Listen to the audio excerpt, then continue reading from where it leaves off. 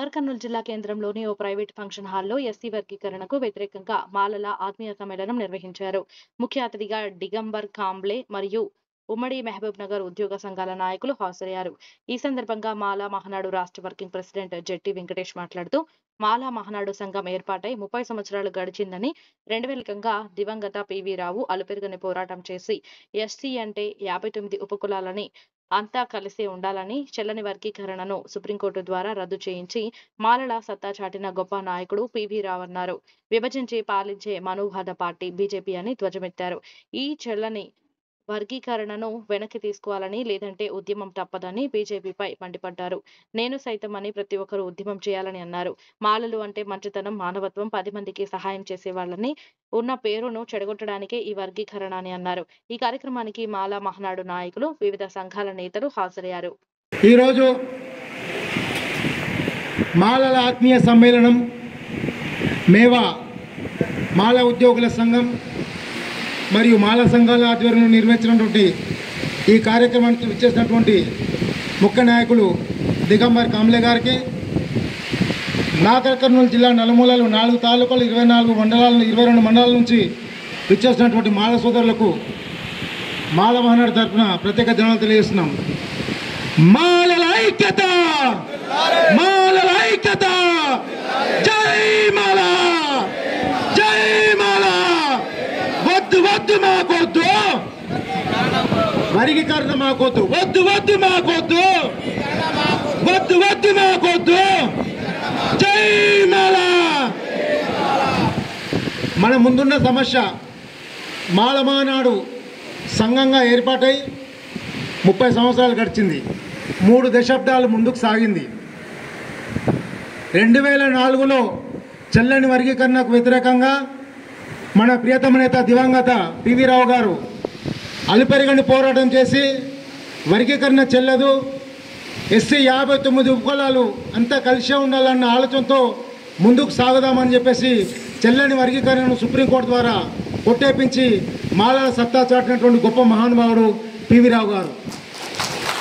ఆయన చూపిన అడుగుజాడల్లో నడుస్తూ నాటి నుంచి నేటి వరకు 30 సంవత్సరాల సుదీర్ఘ పోరాటం చేస్తున్నటువంటి మాల కుల సంఘాల నాయకులకు, ఉద్యోగ సంఘాల నాయకులకు ప్రత్యేక ధన్యవాదాలు తెలియజేస్తూ, బీజేపీ మనవాద పార్టీ మాలా మాదిగలను విభజించి పాలించు అన్న నినాదంతో గత ప్రభుత్వాలు అన్ని ముందుకు సాగుతుంటే ఒక అడుగు ముందుకేసి బీజేపీ పార్టీ చెల్లని వర్గీకరణ బీజేపీ పార్టీ ఉంది.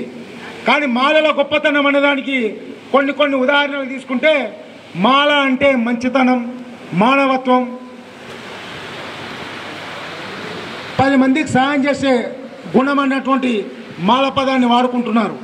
కానీ మాల అనేది గల్లీ నుంచి గ్రామం నుంచి జీవనోపాధి సాగిస్తూ ఆ పేరును చెడగొట్టడానికి కొంతమంది మతోన్మాద శక్తులు, మతోన్మాద పార్టీలో ఒత్తాసు పలుకుతూ చెల్లని వర్గీకరణ విషయం గురించి పదే మాట్లాడుతున్నారు.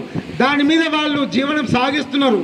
మనము ఎవరు పడితే వాళ్ళు చిల్లర చేయకుండా టెక్నికల్ వర్కుల ద్వారా ముందుకు సాగుతూ మన వృత్తిని, లేని వృత్తిని ఇది లేదు అది లేదు అనకుండా ప్రతి ఒక్కరు ఒక పని చేసుకుంటూ మాలలు ధైర్యంగా ముందుకు సాగుతున్న క్రమంలో ఈ చెల్లని వర్గీకరణకు మునుముందు ఇంకా అనేక రకాల ఉద్యమాలు చేయాల్సిన బాధ్యత మన మీద ఉంది. దాంట్లో ఆర్థిక ఇబ్బందులు ఉన్నా లేకున్నా, ఉద్యోగస్తులు మనకు సహకరించకుండా మాల అనుకునే ప్రతి ఒక్క గ్రామంలో తక్కువ 10 ఇండ్ల నుంచి 100 ఇండ్లు ఉంటాయి మనవి.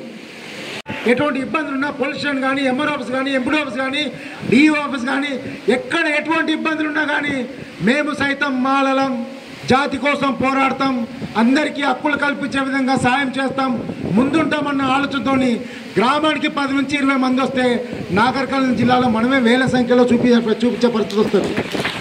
మొన్న ఎంపీ ఎలక్షన్లో ఇప్పుడు అంటున్నారు కొంతమంది మాదిగ సోదరులు, నాగర్ కర్నూలు పార్లమెంట్ స్థాయిలో 3,50,000 మంది వాళ్ళు ఉన్నారంట, 80,000 మంది మాలలు ఉన్నారంట.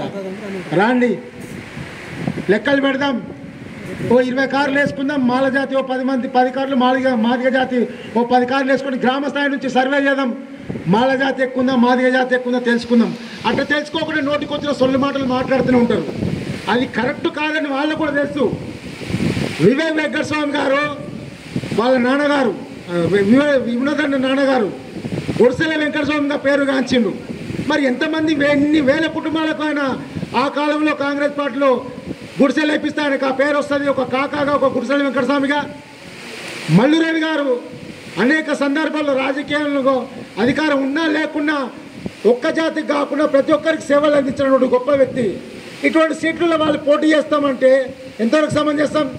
ఇది కరెక్ట్ కాదని చెప్తూ ఇంకా నాకన్నా చాలామంది మాట్లాడాలన్నారు. కాబట్టి ఒకటే చెప్తున్నా, ఏ ఒక్క ఉద్యమం ఉన్నా వర్గాలుగా విడిపోకుండా సంఘటితంగా ఉంటూ కలిసికట్టుగా పోరాటం చేస్తే ఈ చెల్లని వర్గీకరణకే జీవితం మొత్తం ఉంటుంది. కాబట్టి ఖచ్చితంగా ఒక ఇంటిమేషన్ ఇస్తే అందరూ నేను సైతమని ముందుకొచ్చి వర్గీకరణను అడ్డుకొని దళిత జాతి మాల సామాజిక వర్గానికి పెద్ద పీట వేసే విధంగా ప్రతి ఒక్కరు సహకరించాలని చెప్పేసి తెలియజేస్తూ ఈ అవకాశం ఇచ్చిన ఈ ఎంప్లాయీస్ యూనియన్ వారికి మరొకసారి ధన్యవాదాలు తెలియజేస్తున్నాం. మాలల ఐక్యత, జై మాల. Thank you.